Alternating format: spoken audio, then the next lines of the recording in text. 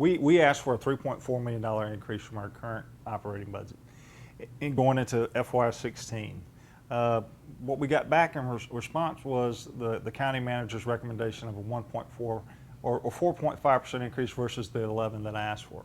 The 11% that I asked for were for 24 sworn officers, 24 deputies, and 3 civilians. The 24 officers were going to be 4 patrol officers in our East District, 4 patrol officers in our Central District, and 4 officers in our North District. Now, each one of those districts has about 60 to 70,000 people in it, and not counting the tourists in the East District, which nobody seems to be willing to pay for. But if you take our crime rate over the last 10 years, you take our cost for service, our residential population increase of 8.6%, our tourist population increase of almost 70%. If you take the calls for service that have increased 35%, if you take any one of those numbers, I mean, I'm looking at, what the consumer price index was in 2007 compared to what it is in 2014, it's up 18%. If you look at the cost of a regular police sedan from $17,000 to almost $25,000. If you look for vehicle repair costs, electrical costs, up 91% in that same time period. If you look at violent crime rate up during that same time period, it's up 111%. I see our local media covering the fact that we've had a violent season or a time of violence. It's like from 2009 to 2010, our violent crime went up 55% in a single year. From 10 to 11, it went up 22%, another 22%, and from 12 to 13, it went up another 15%. So you've got a 92, 93% increase in violent crime in 3 years. In 2014 or 2013, it went down 10%. That was prior to that, when it was up 92%. That was the time we had $5.6 million cut, almost 20% of our budget cut when our population's increasing, calls for service increasing, violent crimes increasing. The very worst time to be cutting resources was during that time. We let almost 40 deputies go during that same time period. We had less officers out on the road. We have one of the lowest per capita costs in the country, not just Florida. One of the lowest officer per 1,000 ratios in the country, not just Florida. And so we were being basically starved to death as an agency in our ability to do the citizens' mandate. They asked us to go out there and enforce the laws that we all voluntarily consent to, that we all say, we prohibit rape, robbery, murders, thefts. I mean, the list just goes on, but we don't have the resources to do that. So we were asking for a $3.4 million or 24 patrol officers and 3 civilians. The other 12 patrol officers were going to be 5 street crimes officers with a sergeant and 5 traffic units with a sergeant. So that would have made up the other 12 units. We had to disband those units back in 12 when we had to do a force reduction due to budget cuts. And the 3 civilians were mostly, one was for cyber tech, for phone communications and computer searches for investigations. The other 2 were related to body cameras, one for a records clerk that would actually redact and copy video. They have to view all the video of our officers for public information requests. And the other video camera related position was our officers. These cameras have these detachable wires that break in the scuffles, and camera lenses and the like, just keeping our cameras up and making sure that all the recordings are indexed properly and the like. So that was the 27 positions I was asking for, 24 sworn and 3 civilian. The thing about sworn positions, you have to understand, it takes 4.6 bodies to equal 1 position. And so for 24 deputies, 12 deputies equals 3 positions. 24 deputies equals 6 positions to cover 24/7, 365. Because it's not like, we have Alpha, Bravo, Charlie, Delta shift, and those 4 shifts cover 24/7, 365. And we do it not just on day shift, but we do it on the mid shift and we do it on the midnight shift. And so when you're talking about a regular county employee that goes to work from 8 to 5, it doesn't take that many bodies. They may work 800, 900 hours a year. And a 1 deputy sheriff position to cover 24/7, 365 is over 2,000 hours per individual or per position. You take all that into contrast, the $1.4 million that the county administrator was recommending going into FY16 would have been a 0% increase in the resources that the sheriff's office had in the last 10 years. So you take 10 years of where we equate to where we're spending the same amount going in 16 as we were in 2007.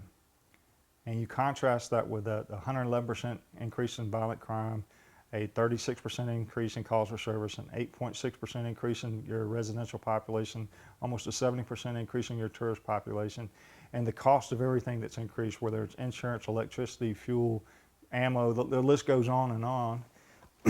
Something has to be done. It costs more every year if we change nothing. You know, the sustainability of our operation, whether it's pensions or insurance or fuel or whatever it is, it goes up every year.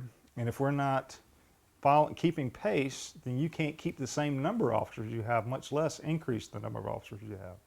If we're going to continue to grow our community, we're going to continue to bring in new tourists and more people, then you have to have the resources available to handle those calls for service and not to do it at a danger to your community.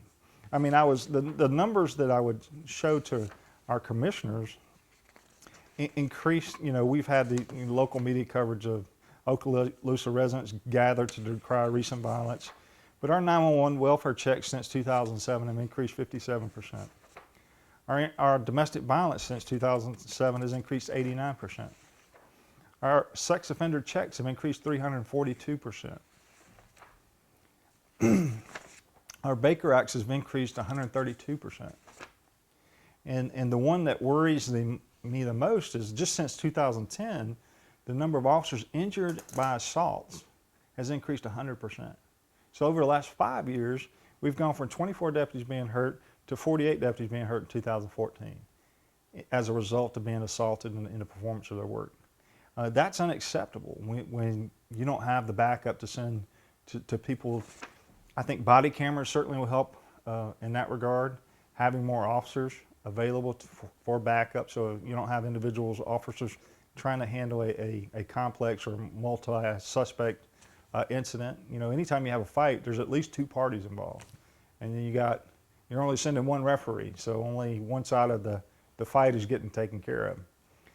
We had almost 6,000 traffic crashes in 2014. And if you look on a map, you know, we plotted out with all these pinpoints, and we wonder why we can't get around in our community. It looks like 98 is just a solid wall from the number of traffic crashes. That's 16, 17 traffic crashes every day. Somebody's got to handle those traffic crashes. The firearms. The last 10 years, we've had nearly 500 firearms stolen. 22% of that 500 were stolen last year in 2014.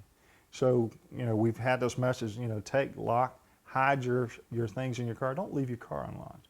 You know, it seems like people, you know, go to the beach, they can't carry their gun in their swimming trunk, so they leave it in the car. Just lock it. You know, it's those crimes of opportunity, but that's a lot of guns on the street. When you start talking about 500 guns over the last 10 years, you know, it gets to be an issue. And then, of course, I went into the tourist numbers and the like. All we ask is that we be made a priority, and in our commissioners, this board has been very willing to support law enforcement, but they are not willing to raise taxes or generate additional revenue in order to do that. And that comes down to priorities. What are our priorities, and what are we spending money on that is a higher priority than a 111% increase in violent crime victims? And that would be my question: is what is more important? You know, we can drive around a pothole on the road, but we can't drive around people that have been injured in traffic crashes. We can't drive around people that have been shot. We can't drive around rape, robberies, and murders, and thefts and the like. So it all goes to the quality of life that we're accustomed to and what we expect. Nobody asks me what my budget is when they're calling for help. They don't ask me how many deputies I have. Do you have a deputy available to patrol my neighborhood? I've got drug dealers down the road, or I've got speeding in my neighborhood, or, you know, I've got issues going on.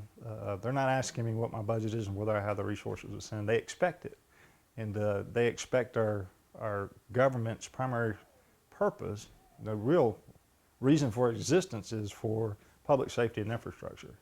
And I would just say that even though we were awarded another $500,000 or proposed another $500,000 from the reserve where this BP settlement money is gone. It's a one-time $500,000 increase. So we went from a $3.4 million request for 24 deputies and 3 civilians to a $1.4 million recommendation by the county administrator, and add a $500,000 one-time reserve for vehicles.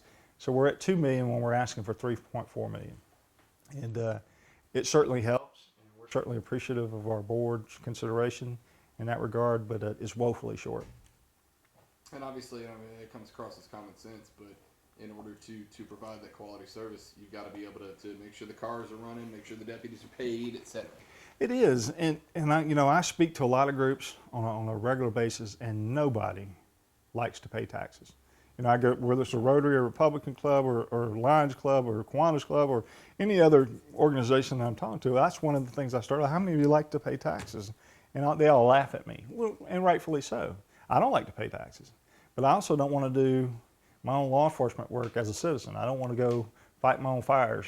I don't want to have to deal with numerous things. I certainly don't want to have an ambulance for myself.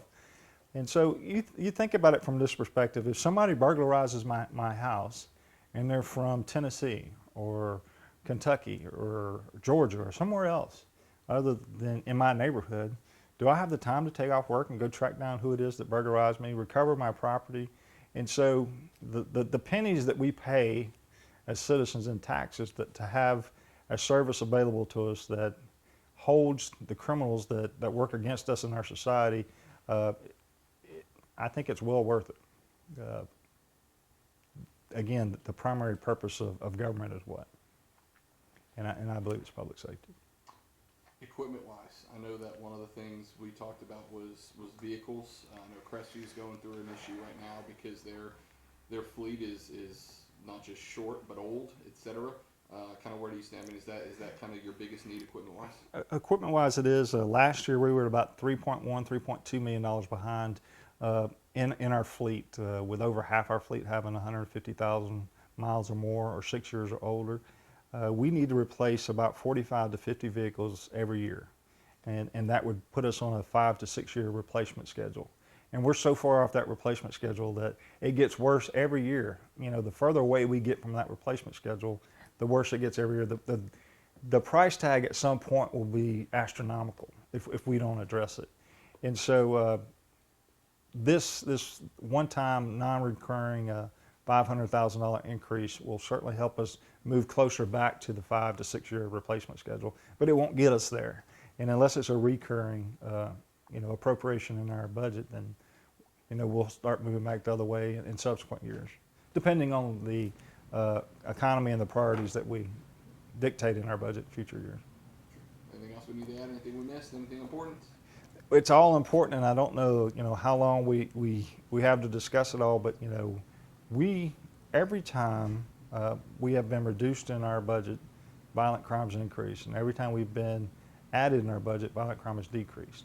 And that's just one of many variables, and certainly I'm not indicating that that's the only causation for an increase or decrease in crime, but it certainly is the only variable involved in our ability to address violent crime. Perfect. We good? We're good.